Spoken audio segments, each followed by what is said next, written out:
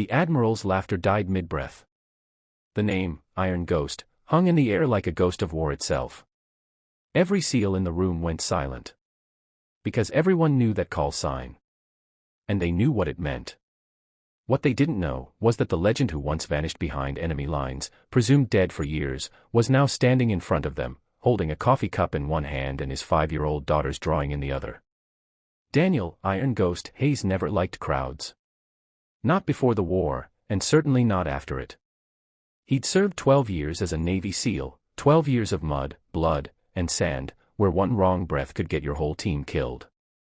But those days were over.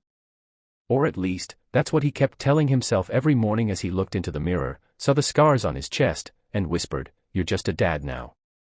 His mornings started at 5 a.m. Not for training anymore, but for breakfast prep and getting his daughter, Lily, ready for kindergarten. She was 5, bright-eyed, and the only reason he'd made it this far. Her mother, Emily, had died when Lily was born. The doctors had said it was complications, but Daniel had always believed it was the universe's cruel trade, one soul for another. Now, he was just trying to be the kind of man Emily would have wanted Lily to know. He lived in a small town near San Diego, working at a repair shop fixing boats. It was simple, quiet work, he liked it that way. Most people around town knew he was a veteran, but nobody knew what kind. They didn't know about the classified ops, the nights he spent behind enemy lines, or the missions that never made the news. He was happy keeping it that way. Until the day the Navy called him back. It started with a letter. An official SEAL. A name he hadn't seen in years, Admiral Reed. The letter was short. "We're assembling a panel for a new SEAL mentorship program. Your experience and history could be invaluable. Attendance is optional, but your presence is requested." Daniel almost threw it away. He didn't want to go back. But something told him he had to. Maybe for closure. Maybe to finally show Lily what kind of man her father once was. So he put on his old dress blues, creased, faded, but still fit, and drove to the naval base. The base buzzed with young recruits, fresh faces who hadn't yet seen the world's dark corners. They whispered as he walked past, not recognizing him, but sensing something different. His presence was steady, controlled. Come.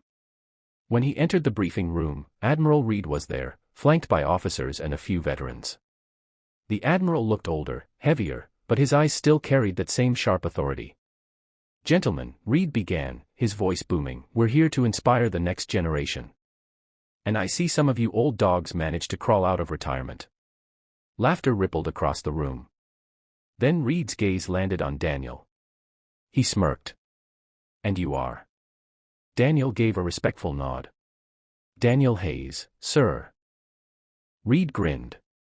"Oh come on, Hayes, you gotta have a call sign. Everyone here's got one. What did they call you back in the day? Coffee break? Nap time?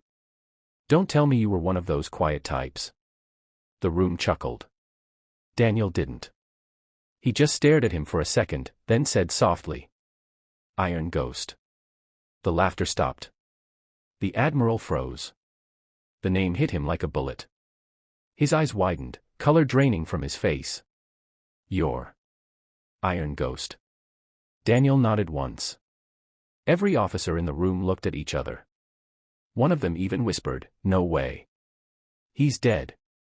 Iron Ghost died in Kandahar." Daniel's jaw clenched. Not dead. Just done. The silence was thick enough to choke on. Even Admiral Reed looked like he'd seen a ghost, because in a way, he had. Later that night, Reed found Daniel alone on the pier, staring at the ocean. "I didn't think I'd ever see you again," Reed said quietly. "After that mission." Daniel didn't look at him. "You shouldn't have." Reed sighed, leaning on the railing. "We thought you were gone. You vanished after the ambush in Kandahar, no signal, no extraction. Intel said you stayed behind to cover your team's retreat." Daniel's voice was steady, but his eyes were somewhere else. "There were 6 of us. Only 2 made it out. I was the reason they did." Reed swallowed. "And the reason we made it home." Daniel finally turned, his eyes cold. "You sent us into that death trap, Admiral. We weren't supposed to come back. Reed didn't argue. He just nodded slowly. You're right. The wind picked up, carrying the salty air between them.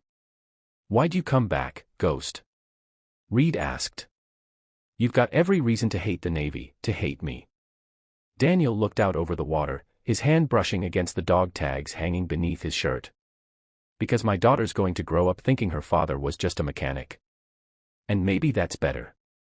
But one day, she'll ask what I fought for. And I need to be able to tell her I didn't run from it. Reed's expression softened.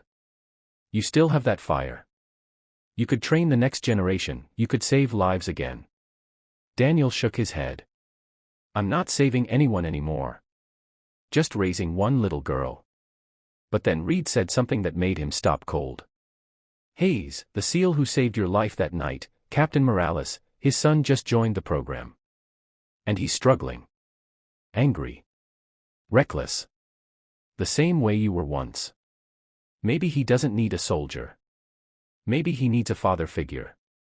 Daniel didn't answer right away. He thought about Lily, about Morales, about the men who never came back.